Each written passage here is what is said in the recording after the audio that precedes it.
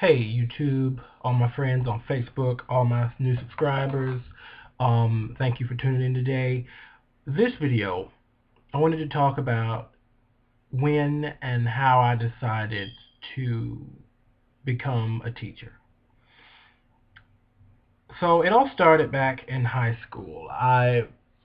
When I was in high school, I was in the choir, and we really did have a really bad teacher. I hope he does not come across my page, but yeah, he really sucked.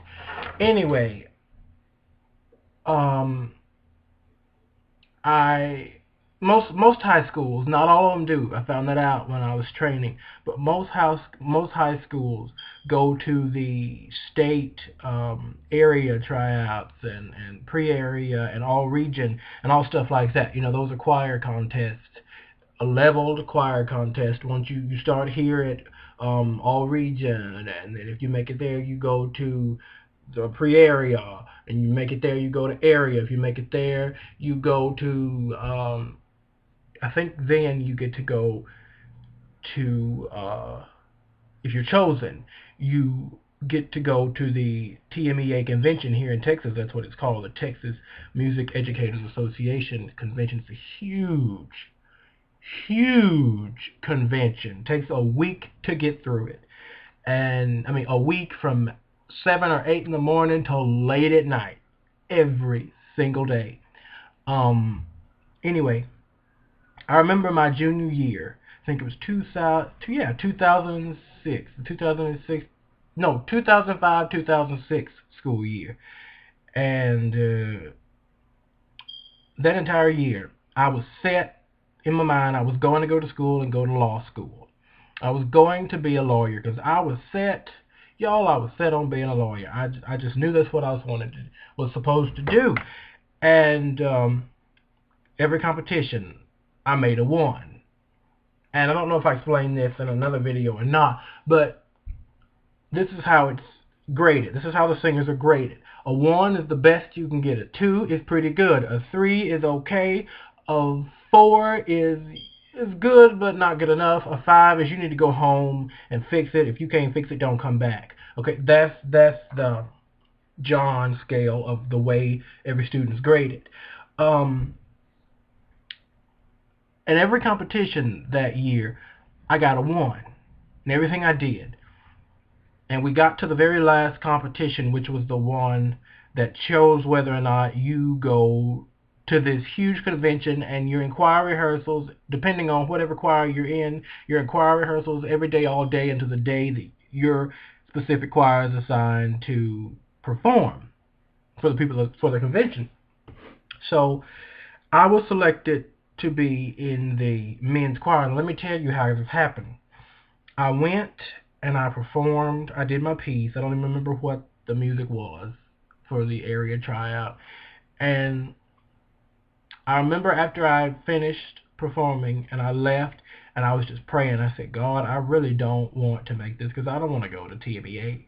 Never been to TMEA. I didn't want to go. I was set on going to law school, and I knew if I went to TMEA, I wouldn't like it. I wouldn't enjoy it. I'd be ready to go, and I'd probably bring some people down because I'd be like, oh, why am I here? We shut up. Let's just do this and go home. You know? So they came out to read the scores late that evening. Took all day long to do the contest. They came out and done the scores that late that night, and she had started at the top chair. And when she got down to like 5, I was like, wow, thank God he heard my prayer. I didn't make it. And number 5 wasn't me. Number 4 wasn't me. I was like, yes. Number 3 wasn't me. I was like, oh, thank you. Number 2 wasn't me. And, you know, just about the time I was set back in my chair, and I was just like, heck yeah, I'm going home. It's about time. I'm tired. My feet hurt. I don't want to sing. I don't want to look at these people. She gets to number 1. And who made first chair out of every tenor in the state of Texas? Me. And I was like, now, so that told me when God has destined you for something, He will take you to the extreme to prove his point. Now, I could have said, now, God, you could have just gave me like 7th or something chair. I'd have still got the point. But God said, no, I'm going to take you to the top so you can look down. So he sent me on to the competition and to the convention. And there were only 2 people out of the high school that I went to that made it. Myself and another friend who I won't name because he probably doesn't know that I'm talking about this. And he's gone to school now for opera. Very, very, very phenomenal singer. And he went to some very prestigious schools. Anyway, both of us went, and our choir directors went. Once we got to San Antonio, they dropped us off. We didn't see them again until the night of the performance, which was wrong. But I told you the choir director sucked.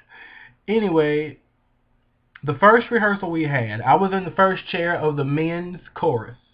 Out of all the tenors, I was the first chair in that entire choir. So, we had rehearsal, and then my friend and I were going to meet for lunch somewhere in downtown San Antonio. We were going to meet for lunch.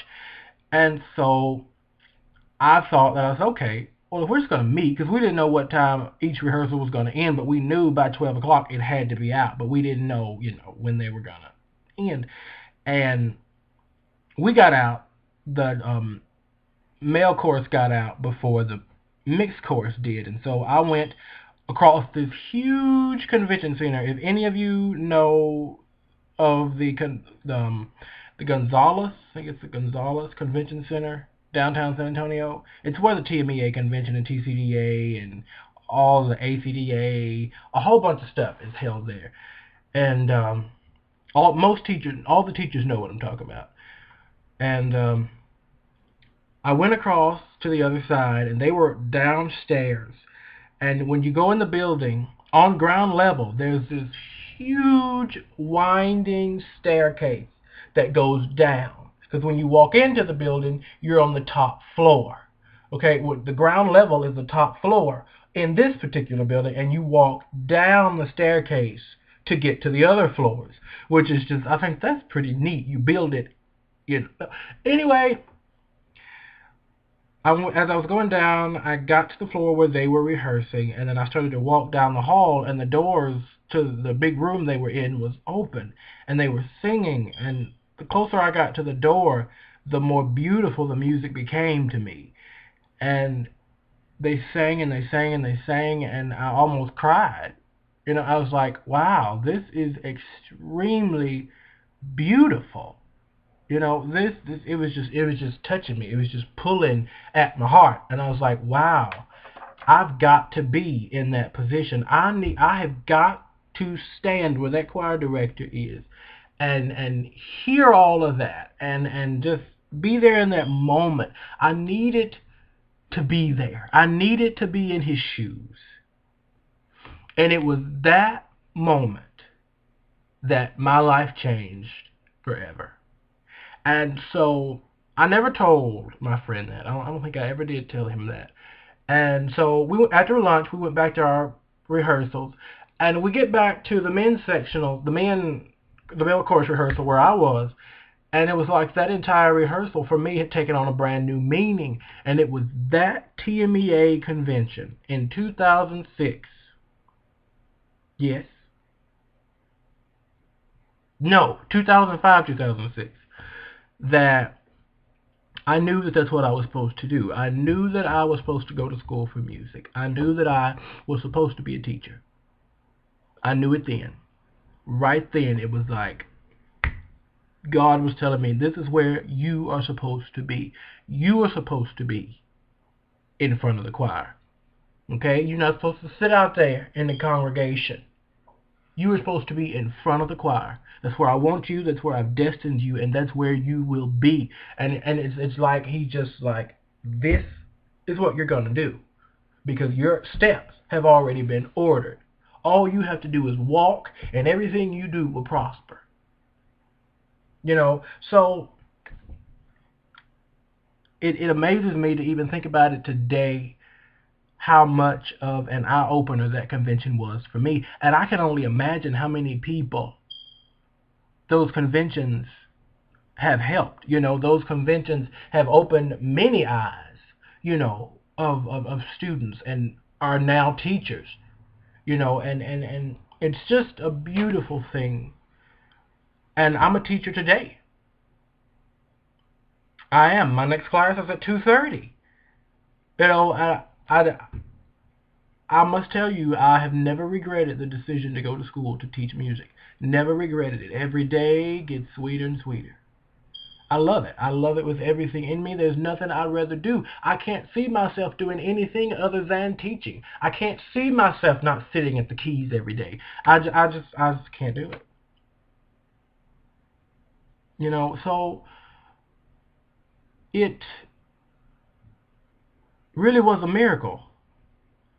God sent me there to show me something. And it's been the best thing ever, ever, ever, ever, ever. Teaching music is one of the greatest professions you'll ever go into. Ever. I don't care what nobody tells you. I don't care what people want you to believe. I want you to go home and read this book. Whoop-de, blah, blah, blah.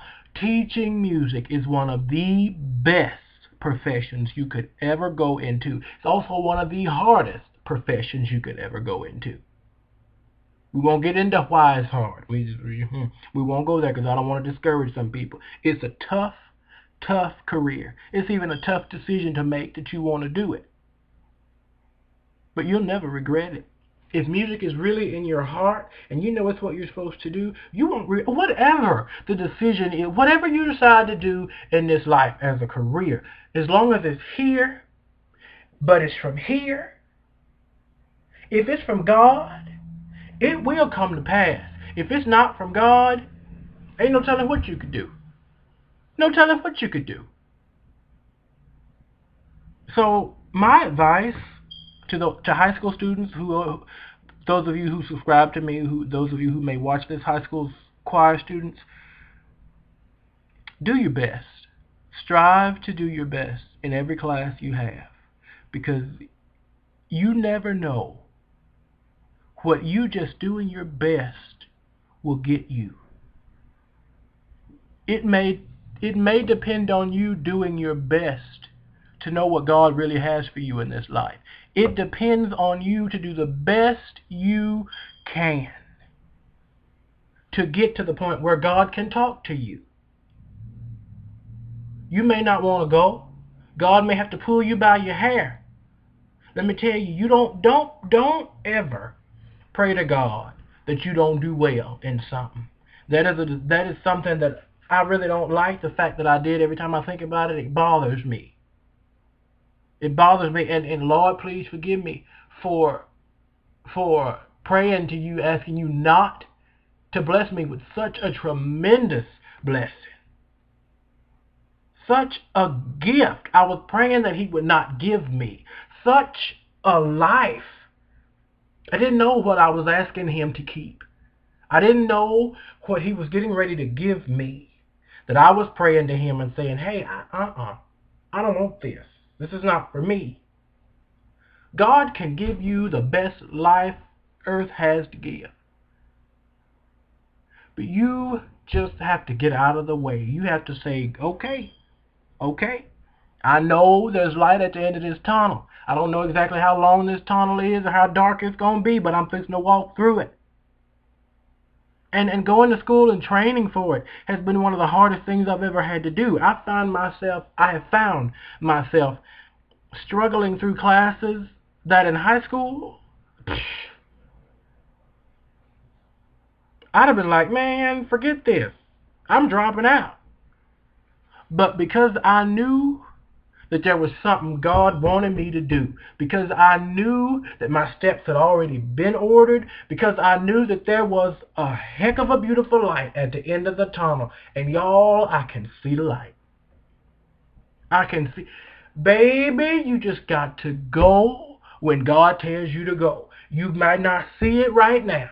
You're not gonna see the light when you first start, but when you get round about close to that last semester, when you get round, and this is even goes about trials and tribulations. We don't know a lot of times why we go through things. Some things we put on, a lot of things we bring on ourselves. Then some things we think we bring on ourselves that God actually allows to happen to us. Like a reverend said yesterday, she was talking about, and that's going to be another video I'm going to do here soon. She was talking about uh, musicians, knowing who you work for. Choir directors, knowing who you work for. And where was I going with that? Because I just forgot. It'll be another video. I'll get back to it tomorrow or something. But anyway, my point is, do your best. Do your best in everything you can do. Because you never know. If you do your best and improve yourself, improve your skills, you never know what doors God will open up for you. There are already doors right now. People are just waiting to open for me. People are waiting on me to finish this degree because they want to open another door. I consider that one of the greatest blessings. People are waiting because they want to help you. You see what I mean? God will say, I'm telling you, God has already ordered my steps. And I just keep walking and I see people standing at the doors ready to open them for me. That's how, if you do what God tells you to do. You now listen. I'm not saying I'm the best Christian. I'm not. I do stuff every day that I ain't got no business. I ain't afraid to tell you. Now, I don't smoke or nothing. I don't do all that. But I will tell you that I'm still on my way. I'm still on my way. I'm not, I ain't there. I'm not there. Now, if it hit me, I can go there. But I'm not where a lot of people are, and a lot of people claiming to be there aren't there. You understand? A lot of folks running around shouting in church, doing it for the show. They don't feel nothing. That's another video. Any hooser. That was the subject of this video today. Okay? Just do your best. Do your best in everything you do. Everything you do. Try your best. Try as hard as you can. If you fail, get back up and go at it again. I took algebra, one class I took 3 times. Failed it twice, passed it the last time with a 70. And that was algebra. Okay? You will pass it. You just got to keep up. The devil going to knock you down. If he knock you down 2 or 3 times, get up and show him that you were still determined. He'll let you alone after a while. I got to cut this video off. It's almost 20 minutes. I wasn't planning. I was going to plan on being on here about 5 minutes. And here it is, 20. I swear the timer on this thing moved quicker than... Okay. All right, y'all. Love, peace, and chicken grease. I'll holler at y'all later.